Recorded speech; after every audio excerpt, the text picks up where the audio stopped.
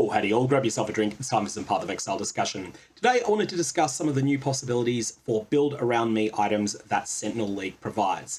This is not a low budget craft, this is a craft that cost me about 45 exalts in order to hit.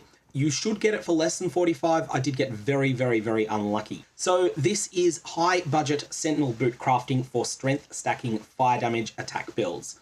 There's definitely a build around me item. It's not something that goes into an existing build. It's something that empowers something that hasn't been seen before. There is a powerful synthesis mod that has never really been used very much. And this is an implicit on boots that says 1% increased fire damage per 20 strength. Now this can get pretty high. This can scale up to pretty big numbers. If you've got 1500 strength on a strength stacker build, that's 75% increased fire damage. If you've got 2000 strength, then that's going to be 100% increased fire damage. This is not a more multiplier, but in most builds, you'll have around 6 to 800% increased damage overall.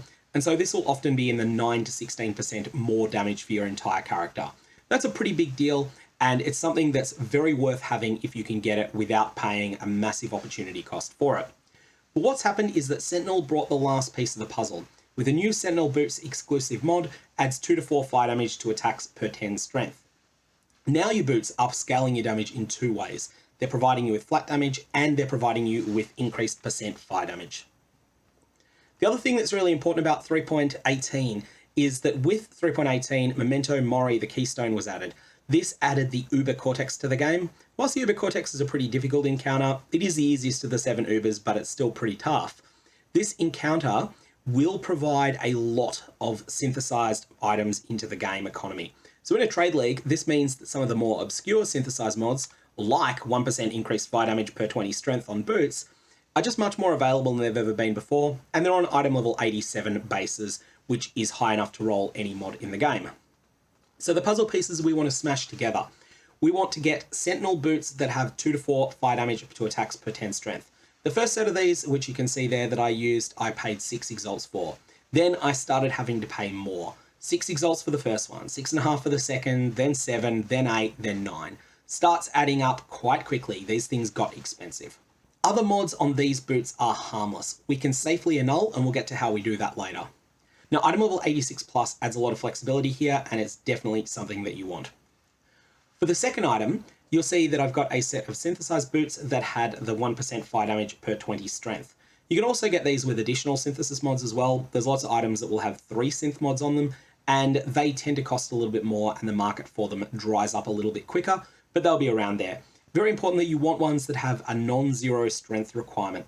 The reason for this is going to be the very final step. If you don't have a strength requirement on your boots, you will not be able to roll any increased strength modifiers on those boots. And so that means that your final potential will be slightly lower for the item. The way we want to prepare this, we're going to want to prepare it to be a 1 prefix item with 35% move speed.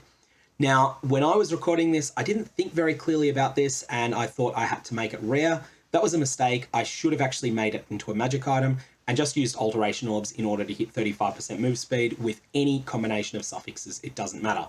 So that's the way to do that. Don't make the mistake I did of then regaling it and annulling off the extra mods. You don't need to do that. It is fine for the item to be a 1 mod magic item. So next, we want to talk Recombinator optimization.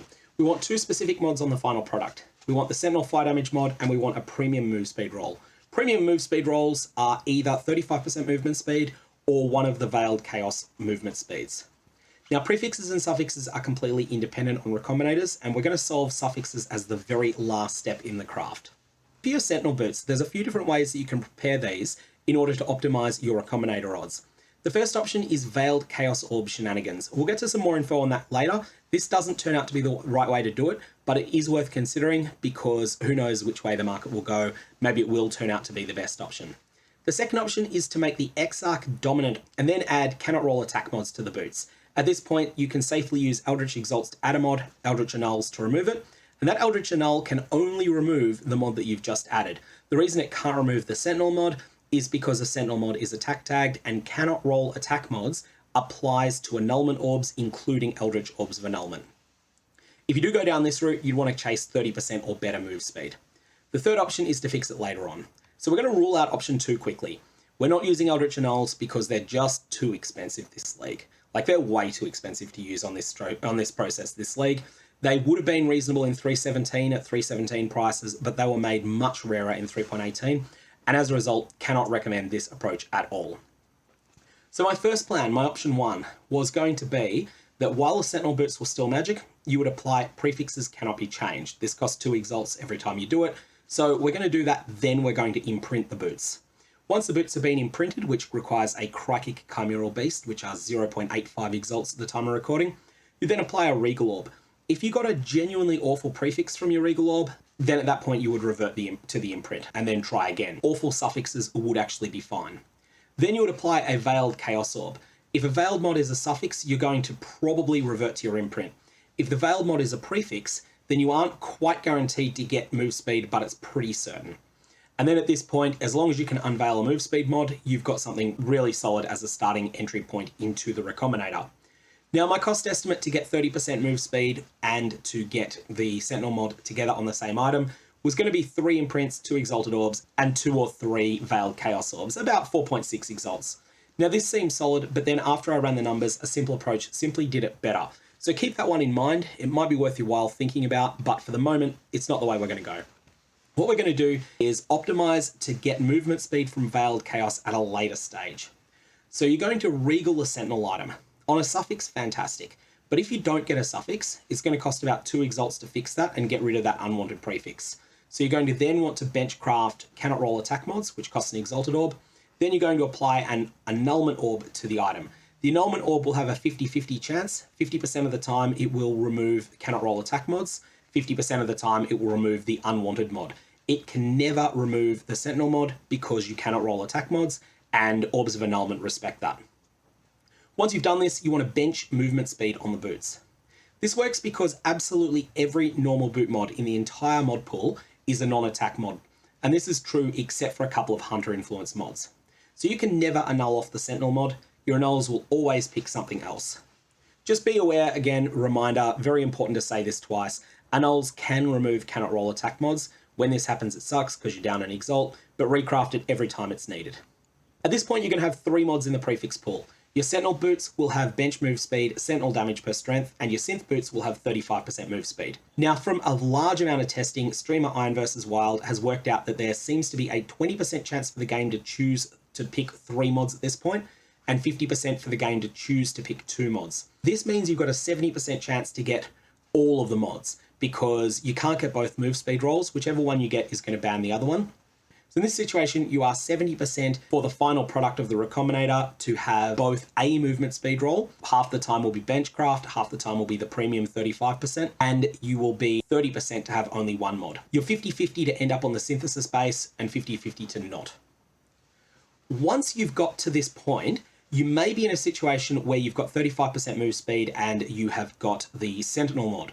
If that's the case and you've got that on the synthesis base, fantastic. Jump past this step. You don't need this step.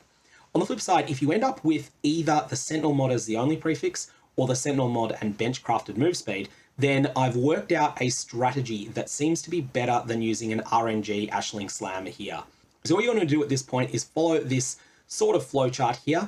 Always do the first one that applies. Whenever the mod count of the item is 6, harvest Reforge keeping prefixes.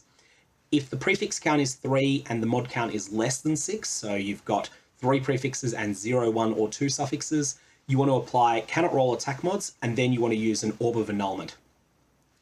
If you've got any veiled mods, you also want to use cannot roll attack mods and an orb of annulment.